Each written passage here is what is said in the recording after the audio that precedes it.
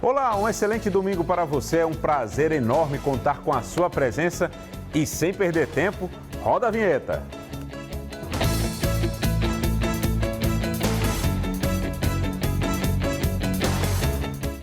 E como está a sua saúde, hein? Tem feito aquele check-up?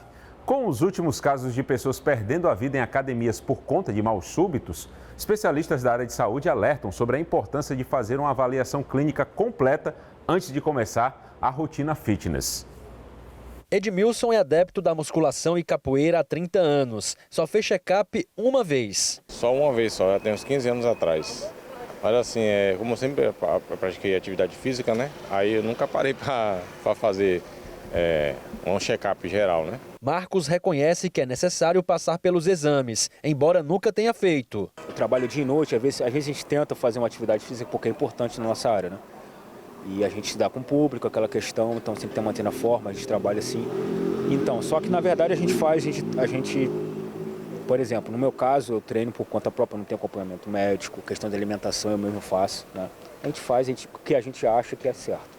Através de um check-up é possível identificar fatores de risco ou doenças silenciosas, que nem sempre manifestam sintomas. E para quem pensa em começar ou já pratica atividade física, o procedimento é mais do que essencial. O check-up é uma avaliação clínica, inicial, a gente recomenda antes da prática de qualquer tipo de atividade física contínua. A gente detecta, às vezes, alguns sintomas e histórica de família de problemas cardíacos ou outras alterações que podem incorrer um risco maior durante a prática de atividade física.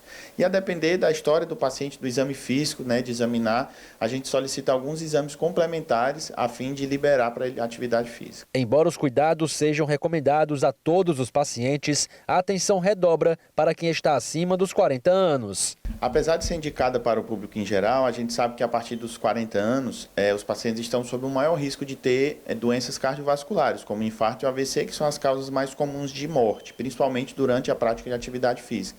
Em pacientes jovens já começam a aparecer outras causas genéticas, geralmente, O paciente pode herdar problemas cardíacos já de nascença.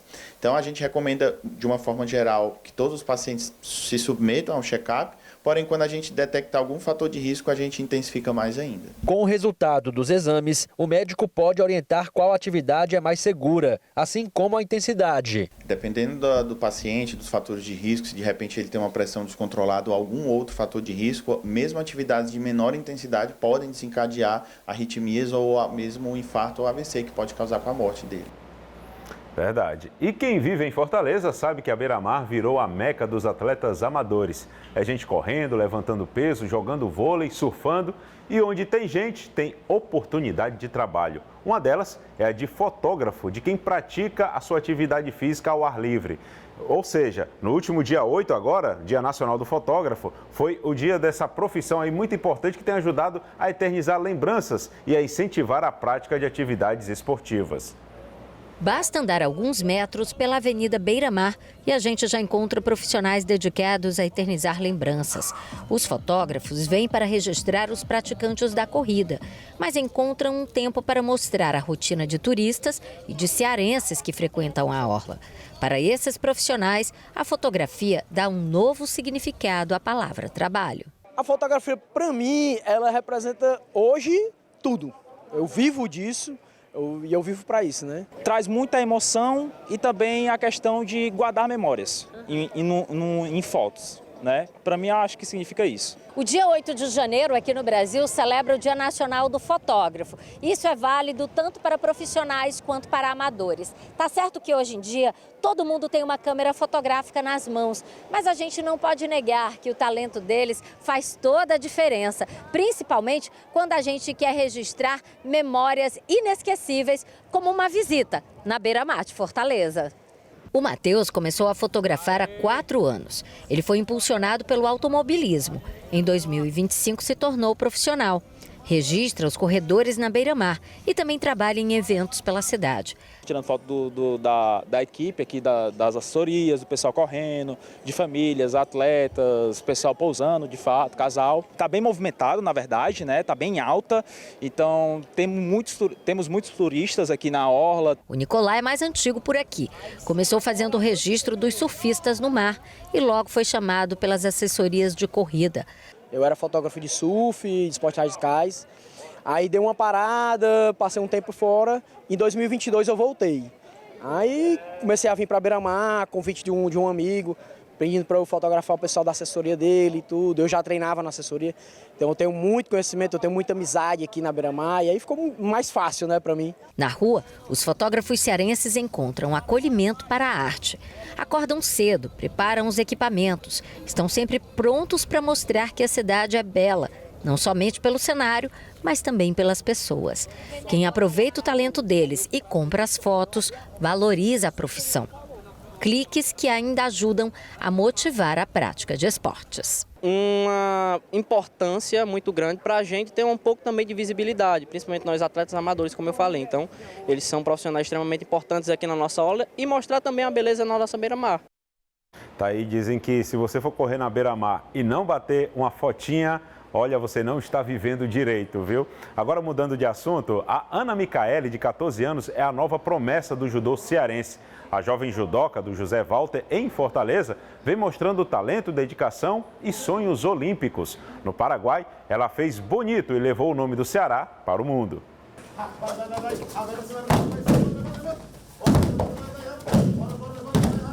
Ana Micaeli Moreira Alcântara, de 14 anos, é uma promessa do judô cearense. Ela conquistou o primeiro lugar nas categorias individual e por equipe sub-15 até 36 quilos do Campeonato Sul-Americano Estudantil realizado no Paraguai. A judoca, moradora do José Walter, venceu oponentes do Peru, Chile e Equador e trouxe o ouro para o Ceará. Eu consegui chegar em São Paulo, aí quando eu cheguei em São Paulo eu consegui me encontrar com a delegação. As 3 lutas que eu fiz foram muito duras. A história de Ana Micaeli com o esporte começou aos 10 anos de idade. A estudante começou na turma de natação do Cuca. Faço diariamente 3 a 4 treinos por dia.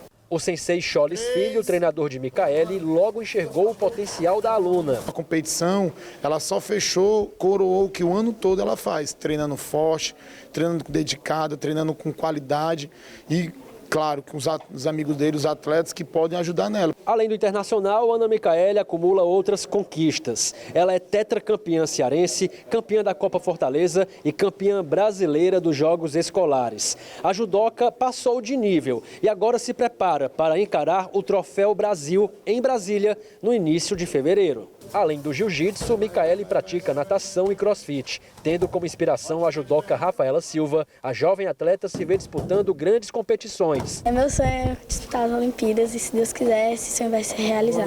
Alguma inspiração? Rafaela Silva. Enquanto o sonho olímpico não chega, resta o orgulho para a família e amigos da atleta. Isso, minha filha, você pode tudo que você quiser, basta você querer. Aí ela veio pro judô e tá aí. Pode ter certeza que a Micaeli é a primeira de vários que vão chegar lá na seleção brasileira, ou quem sabe até um mundial, ou quem não, umas Olimpíadas futuramente. O Cuca pode estar dando isso pra gente aí. E o que não falta no Ceará é talento. Agora pausa para tomar aquela aguinha gelada e na volta a gente vai falar tudo sobre as estreias de Ceará e Fortaleza pelo Campeonato Cearense, inclusive sobre os reforços dos 2 principais times do estado com seus novos treinadores. O Camisa 8 volta já já.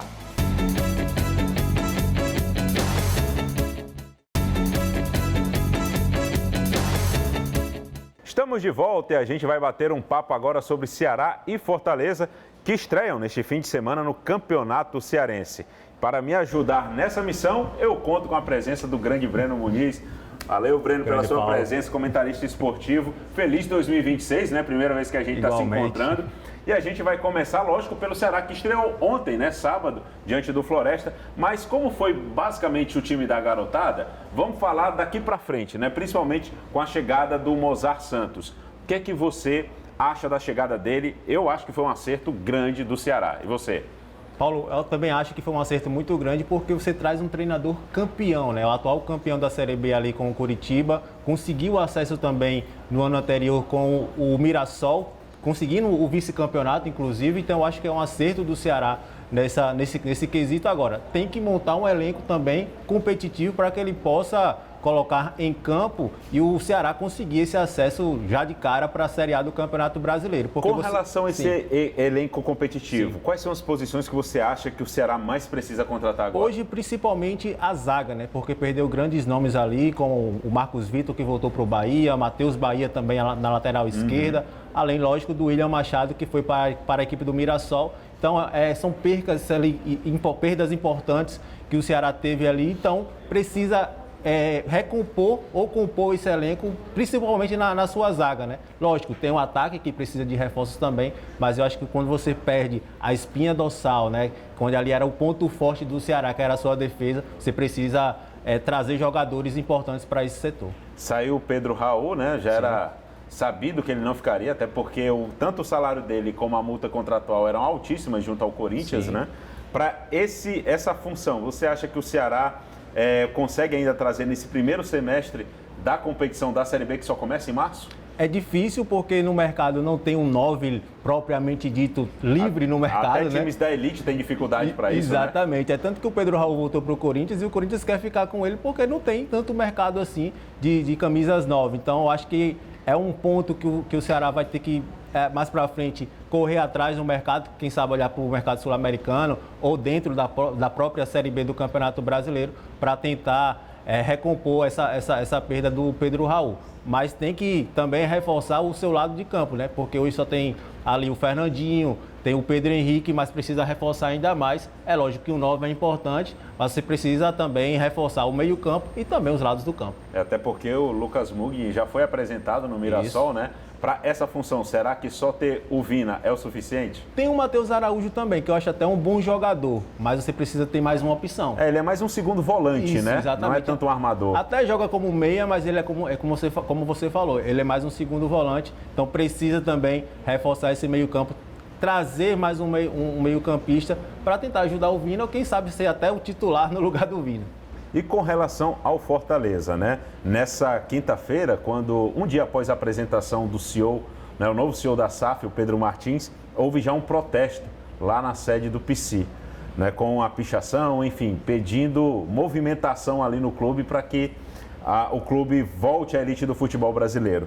Com relação à chegada desse CEO, Pedro Martins, você acha que ele vai conseguir estabilizar a questão interna no Ceará, no Fortaleza, que houve uma série de mudanças, né, administrativas? Você acha que ele vai conseguir segurar? Além do desafio financeiro, que quando você desce para a Série B, você tem essa queda de receita, ele vai ter que lidar também com a questão política, que está muito forte e está com bastante burburinho dentro do Fortaleza.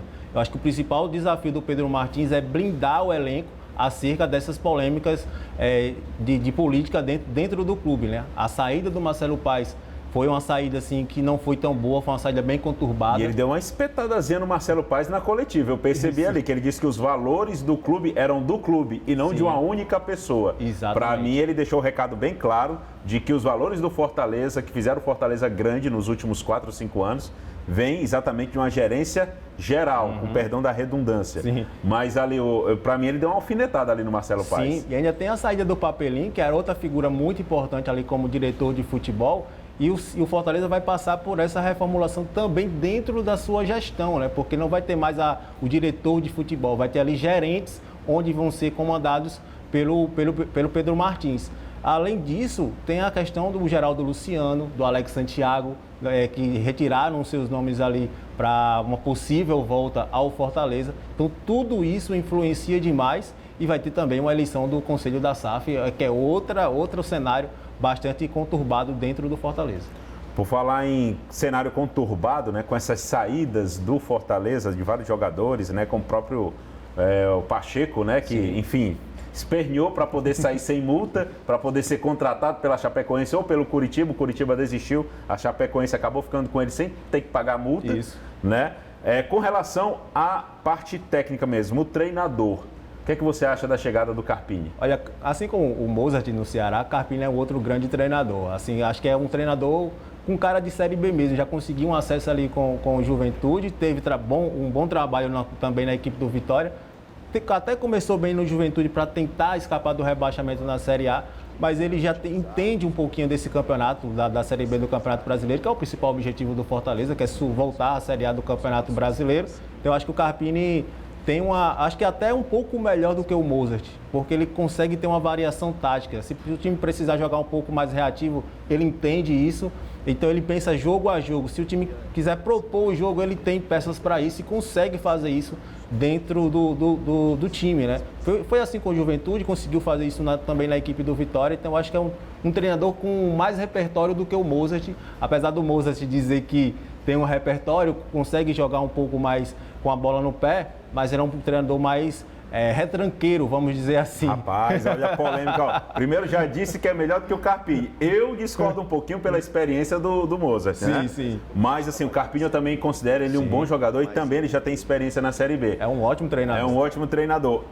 Já tem polêmica aí. Então quer dizer que você acha que o Carpini tem mais a apresentar do que o Mozart? Sim, eu acho que ele tem mais repertório. Ele consegue pensar jogo a jogo, né? Se o time quiser propor o jogo ali, ele tem. E, inclusive, tem peças para isso dentro do próprio elenco. É lógico que vai sair mais alguns jogadores da equipe do Fortaleza, mas ele consegue tem peças para poder tentar propor o jogo. E sim, uma coisa que a gente deve colocar em questão é que Ceará e Fortaleza vão ser os times mais visados, ou um dos times mais visados da Série B do Campeonato Brasileiro. Vão ser os dois clubes com maiores orçamentos ali da Série B do Campeonato Brasileiro, e qualquer equipe que venha jogar na Arena Castelão com Fortaleza ou com Ceará vai querer vencer o jogo e jogar de uma forma mais fechada. Até por isso que eu acho que o Carpini tem mais repertório do que o Mozart.